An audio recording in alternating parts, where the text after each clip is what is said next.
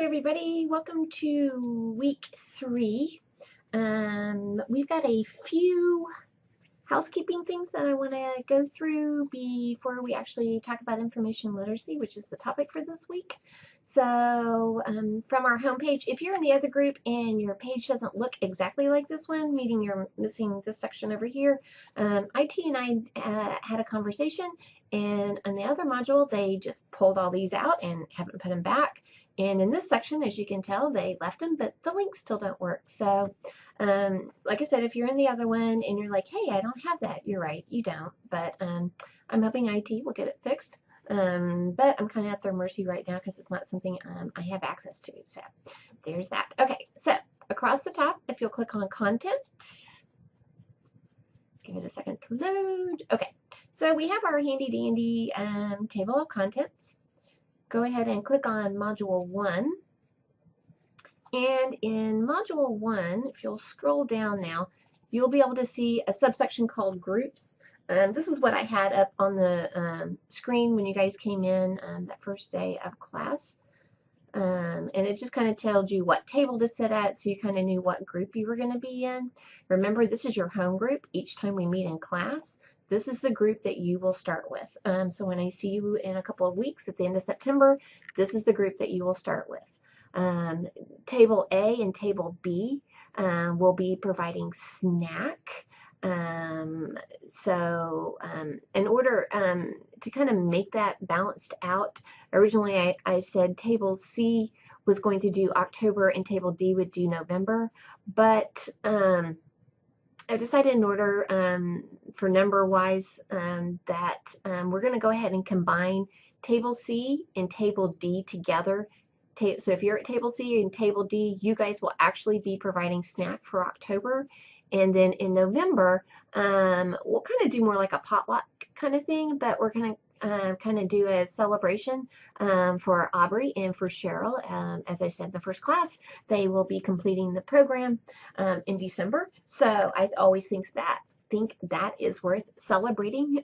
We will be celebrating all of you when you get to that point. If you're graduating in the spring, your celebration will come in January. On the very first night, we have capstone. So, you know, it's something to be said. There are many people out there who never venture into graduate school at all. So if you actually get in and come out with a piece of paper that says, yay, you did it, I think that deserves a celebration. So we will talk more about all of that in class. Also, if you notice, we've had some people drop class and one person add the class. So if I have personally emailed you, then you know you've got a new person in your group. If you haven't received an email from me, then there's no new people in your group. Nicole, you did, this person wasn't there that first night, and I found out later that they had dropped. You are missing one person, so it kind of worked out well that Table A and B are combining resources for snack in September. So. Okay, so now with that said, also, as you can also see, I provided everybody's email address on this page. I know because we've got the 2 different groups and not everybody, you can't see everybody's email address. So I went ahead and put them on this page so everybody would have access to it. Let's see. So I think that's all I have for that part of it. Okay, so let's go back to table of contents. Scroll all the way down to the bottom. After Module 17, you're going to see assignments.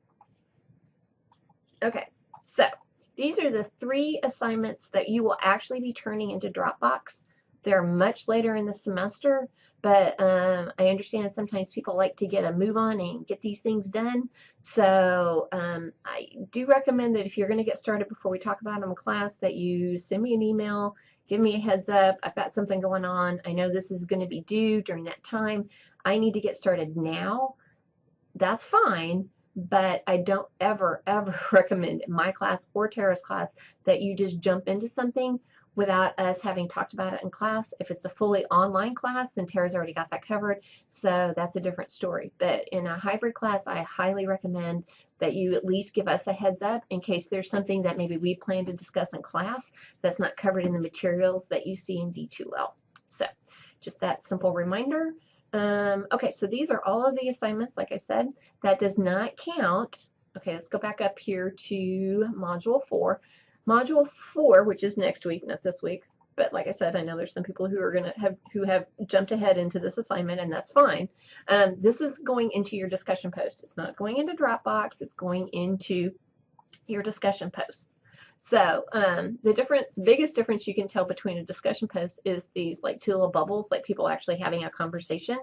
And a Dropbox icon looks something like that, like you would turn something into the box, like used to sit on the teacher's desk where you had to turn everything in back in the olden days.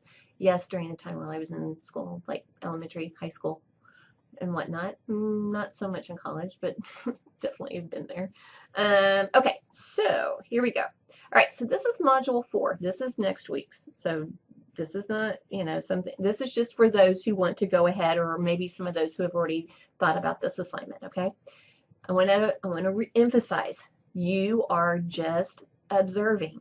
There's nothing else you need to do for your observation, your 30-minute observation for a public library, a school library, an academic, or a university library. Okay, so you're just going to go stereotypically blend in and just kind of watch and see what happens.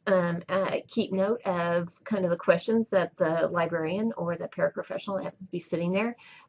You're going to find some interesting things as far as how they mingle together, especially the school library. For those of you who aren't school librarians at this point, you're going to start seeing a lot of things that like students will come in and ask you. I mean, they're there to get information out of either off the computer or out of some of the nonfiction books we have, and they'll forget a pencil or a pen or anything. So we get asked for lots of pencils. You'll get asked for paper. You're going to find out that that's pretty much the case, especially in the public library realm, not so much maybe at the university level. Although from talking to the reference librarians here, that does happen on occasion. Okay, so but anyway, it's just kind of basically, this is just for you to observe what's going on, and we're going to talk about it when we're in class. But it's just to kind of give you a little bit of exposure as to what the other side of the fence is like, so to speak, so you kind of get an idea there. But you're just observing 30 minutes of each of those libraries, and that's it, nothing else. Keep track of the questions, but other than that, there isn't going to be really anything else that you need to do for that. For the digital or the reference librarian, you're going to basically be having a text chat with them. You're going to ask them a question, and then there's going to be a dialogue that you're going to see that's going to come up on your screen. That should take maybe anywhere from 2 to 5 minutes, depending on the question that you ask. So that one's going to be really short, one that you can do at any point in time. Because I do know these things will take time, and everybody's kind of, especially the first 9 weeks, seems to be the most chaotic for everybody. So even though this discussion post pops up in Module 4, it will not be due until the end of Module 5. If you've already got it done, yay. But if you haven't, and you thought, oh my gosh, so don't panic. It's okay. Nothing's going to be due. If you look over it, look right here where it says due, September 24th by 10 p.m. Okay? And that's true for any due date of anything. So like I said, this is a discussion post. It gives you the due date and the time. That's the time that if you post anything after that, in discussion posts, you can go ahead and post. It just flags it red on my side, so I know that you posted late. But if you've already posted and you're continuing to have a conversation with somebody, that's fine. As long as you have the required posts done before 10 p.m. Okay, so let's go back over here to assignments real quick, because I want to point something out. Okay, this also has the due dates of when each of these assignments are due. So your how-to sheets, which we have, like I said, we haven't even begun to talk about those yet, are going to be due on November 26th. The scavenger hunt that you will be creating will be due December 10th, and your Big 6 lesson plan is going to be due December 10th. So you can always look at the dates down here and kind of see when things are due. That way you're like, I don't have my syllabus, or I can't remember when this is due. You can always bring things up and look at them. Each week in the modules, the discussion posts will have their individual due dates. Let's Let's pick one that doesn't have one. See, this one's due October. This is module 6. This is going to be due October 1 by 10 p.m. Okay. So I think that should answer all of the questions on due dates and kind of what's coming up as far as projects and what things that you need to be thinking forward on. Information literacy for this week's topic is one of those, it's another cornerstone for us. It comes from the realm of students need to know when they need information, and then they need to know how to get that information, and obviously be able to read that information and to understand it. So for school librarians especially, it's important to us that our students understand that our children leave us are literate in information. So one of the easiest things to do if you ever get approached to do just a lesson on information literacy is to do shoes, specifically tennis shoes, because that goes across gender and age. Everybody likes tennis shoes. So a student would need to know, well, okay, what's the latest and coolest fashion in tennis shoes? So you can show them how to find that information. And then then what else do you need to know? Okay, so now I know the Nike Airs, showing my age, but anyway, they are the latest and the coolest. So where do you find them? You know, are they going to go to walmart.com? Are they going to amazon.com? Where are you going to go? And then you kind of, price is always important as well, because if you're talking about the latest and the newest, those things are going to be very expensive. So they kind of need to know different resources to look at, and to figure out accurate information is always a key component in this. So those are things that you just kind of need to think about as you read through everything. When you click on the link for information literacy this week, it is going to take you over to the ALA website. You're going to say, Ms. Robertson, it says for higher education. Well, in all of my personal digging around, I found that this definition kind of made the most sense. So that's why I put this particular link in there. There are things in here that obviously will not apply to most of you, but overall I thought this was just a quick interesting information sheet that you might want to hang on to, especially if you haven't taken the OSAT yet. And for those who are just starting, this is it was kind of a great platform for you guys to see this information, and it'll make, and in the classes that you take after this, it'll kind of help make things will make more sense after you've kind of read this. Okay, so all right, so I think that is all for this week. I hope everybody has a great week, and as a quick reminder for this week, you have just the discussion post. That is the only thing that is due.